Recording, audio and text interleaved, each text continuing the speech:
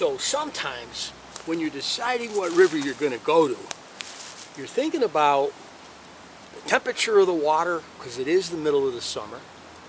You're thinking about what kind of fish are available to you. If I'm fishing a warmer river, I'm going to be looking at smallmouth. You're thinking about, of course, if you're me, the history around you. And then finally, how about the natural history? How about the things that are available? And here on the Farmington River, chanterelle mushrooms, choice edibles. That's the one we're looking for right there. You can see that. Beautiful trumpet shaped.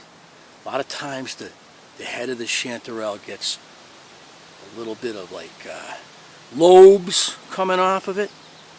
Here's another great example of that. Beautiful chanterelles right here. And here's another type of chanterelle. This is called cinnabaris, cinnamon chanterelle. And finally, we've also found Hygrophilus milky. All these are choice edible mushrooms. So before I get out there on the river and go for the fish, I'm going to see what I can find in the woods behind me. Why don't you come along and check it out?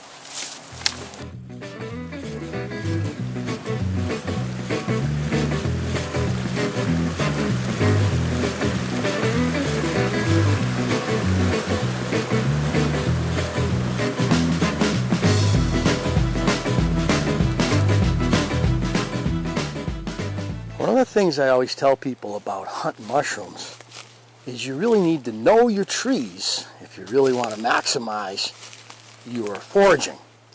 So you can see I've got a big dead ash right here in front of me, and then I've got some white pines. I got a red pine right here. Chanterelles tend to like pine woods for some reason.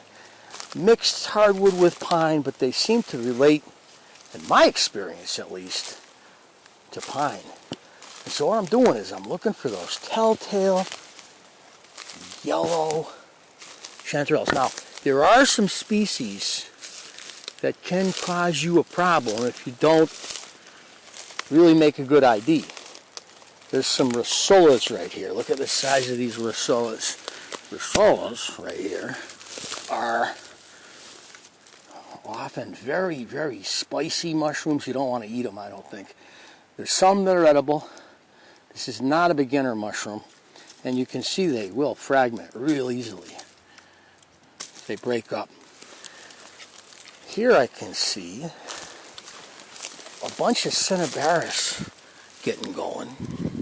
Right there, young specimens of cinnabaris. Here's some small ones right there. I'm going to leave those. They'll be here in another week or two. I don't know if I want to wait a week. I noticed that the cinnabaris and the chanterelles are not the fastest growing mushrooms. There's one that's gone by a little. Okay, I'll harvest this guy. And oh, look at what we got right here. There's some chanterelles. They're not the largest specimen. And you'll notice the chanterelle grows separately. They don't grow in clumps. The lookalike species that you could really get sick on is called illumins or jack-o'-lantern mushrooms. And they look a lot like a chanterelle if you're not careful. When you look at a chanterelle, you see the partial gill come out, and it makes a little Y at the end. And that's a way you know you got what you want. These are some young specimens right here, but because they're right on a path, I'm going to grab them. Here's a species that I wasn't expecting to find, but a choice edible boletus in perfect size level. This is called Russell's bolete, and these are really good. And I've got another one right there. I'm going to grab him. A little one right here. Might as well grab him. Russell's bolete. They don't have gills at all. You see, they have pores, or what you might call tubes. This is a type of bolete mushroom. Mushrooms have seasons. You got your, in the old days, you used to have fishing seasons for cold water fish, like trout. Well, mushrooms live by their seasons, and they appear almost magically on the surface when the soil temperature and the moisture level is just right. You can see there's a lot of Cinnabarus around here that are just coming up. They're just popping. And this will make a worthwhile trip in another, I don't know, 3-4 days. Oh, there we go. Look at that guy. That's a Hygrophilus latex milky. And if I scratch, you can see the sap that comes out like milk. These are one of my favorite mushrooms.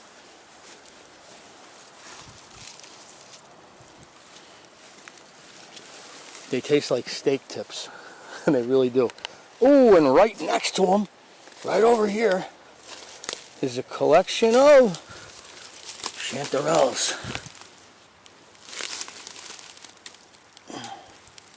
Are they? Interesting. Yep.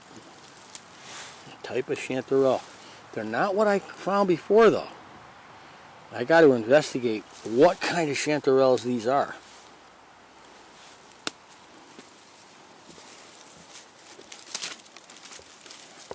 There's another one right over here. You can see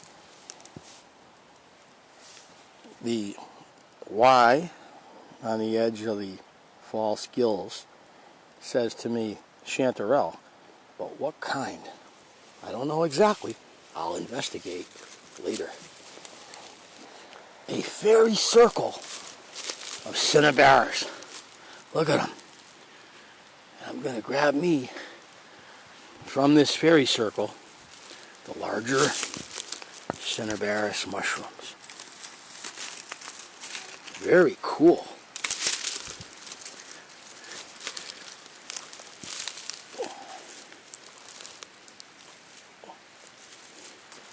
Beautiful Cinnabarus. Look at this. Look at all those Cinnabarus. It's kind of a fairy circle. I don't know if I want to call it a fairy circle because it's not really exactly a circle, but it's certainly a really nice cluster of Cinnabarus. Just up here, you can see this massive cluster of Rosola. Look at that Rosola blasting his way through the soil. That is a big guy right there. There's some more latex milkies. I'll grab a couple. Hygrophorides or something like that in the Latin. Oh, that one's by. Stem was all soft. Not a good sign. Still feels crisp. Nah, it's not worth it. If it's gone by, you can make yourself sick on a perfectly safe mushroom. So don't get greedy. And that's one of the things I think is the best thing to tell people about foraging mushrooms is don't get greedy. When you're out harvesting gilled mushrooms like I'm doing right now.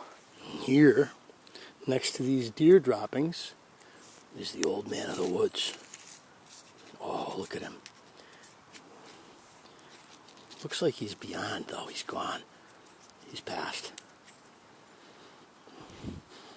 That sort of fruity smell they have. Beautiful.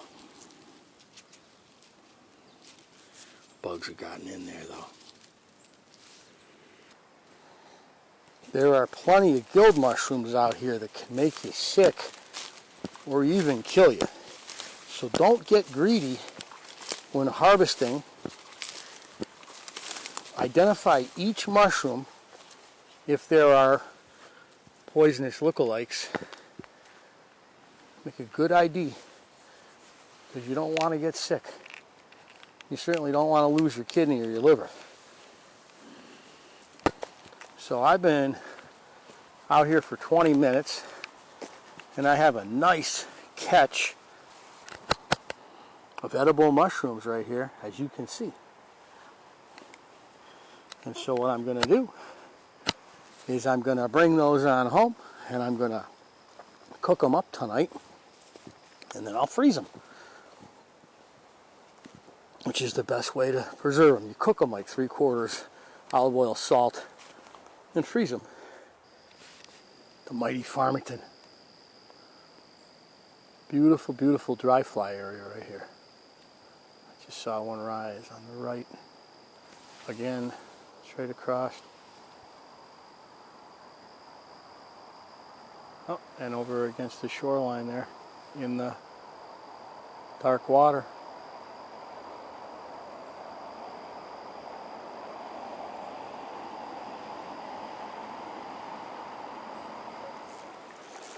Go on the Euro nymph in the right place. Bingo.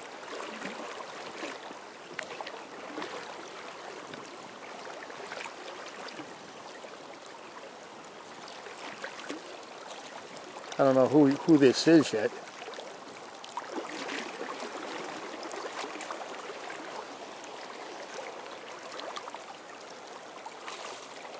Somebody hungry. Oh, he's a little brown. More of a little silver brown. Tell you he ain't a rainbow. He ain't jumping. He's just doing the brown thing. Let's see which fly he hit. That'll be interesting. He was ready though, I'll tell you that. There's a lot of people that were here on this river earlier. Oh, look at him though.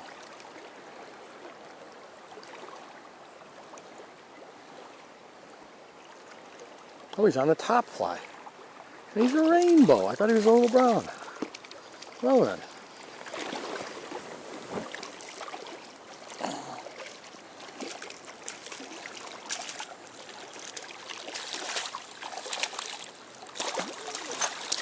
Getting that net. Ugly. This guy's been beaten.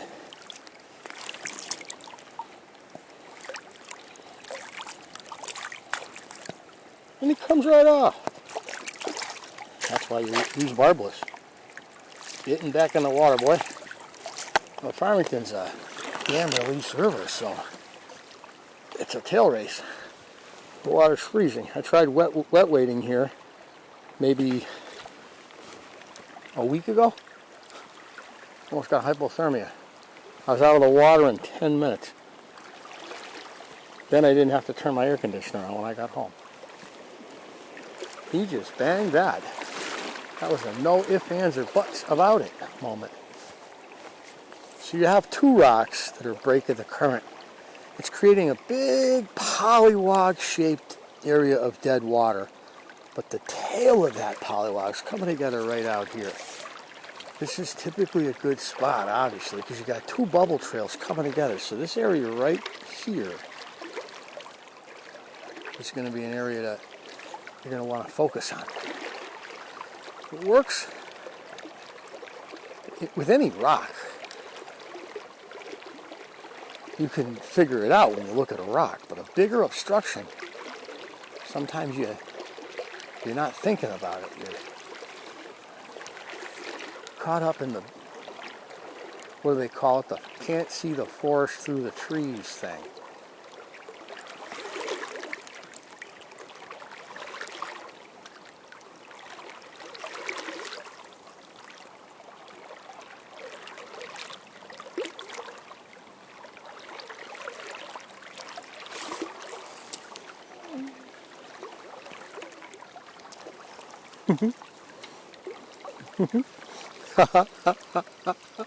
That was awesome.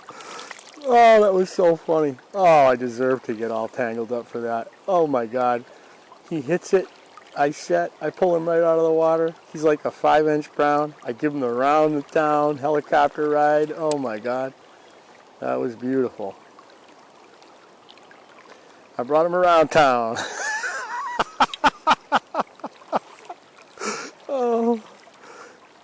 Can't make it up. I brought him around town.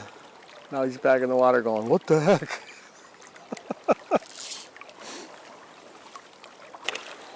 Well, beautiful night here. This is the first day of August, 2023. Found ourselves some Chanterelles and some Russell's Police, some Cinnabar Chanterelle.